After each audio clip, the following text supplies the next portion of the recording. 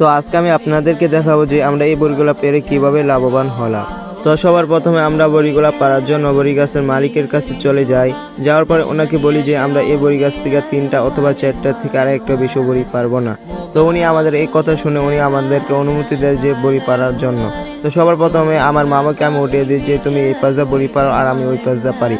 তো আমার মামা কথা শুনে উনিও বড়ি পাড়া শুরু করে দিছে, আবার এই পাশ দিয়ে আমিও বড়ি পাড়া শুরু করে দিছি। কিন্তু আমাদের কথা ছিল যে 3টা অথবা 4টা থেকে আর একটা বেশিও বড়ি পারবো না, কিন্তু আমরা বড়ি পারতে পারতে আমাদের পকেট জেব যা আছে সব ভরে ফেলছি। আর এই কাণ্ড দেখে বড়ি গাছের মালিক আমাদের উপর খুবই রেগে যায়, এমনকি খুবই ক্ষেপে যায়। তারপর আমাদের সবাইকে সেখান থেকে বার করে দেয়। তারপর আমরা সেখান থেকে সবাই চলে আসি। আসার পরে আমরা সবাই হাঁটার জন্য নদীর পাড়ের মধ্যে চলে আসি। তো এটা হচ্ছে নদী। আর দেখেন নদীর মধ্যে যে আজকে কি পরিমাণে কচুরি হইতো, সেই জন্য কিন্তু নদীর ঢেউগুলা ভালো মতন দেখা যাইতেছে না।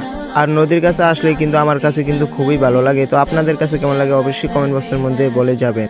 আর এই হচ্ছে আমাদের বড়ি। তো এই বড়িগুলোই কিন্তু আজকে আমরা মামা ভাগিনারা পারছি। তো দেখেন যে আমরা কতগুলো একসাথে বড়ি ফেলে ফেলছি। তো বড়িগুলো দেখতে কিন্তু খুবই সুন্দর লাগতেছে। তো হ্যালো এভরিওয়ান, আজকে ব্লগ ভিডিওটা একটু পর্যন্তই।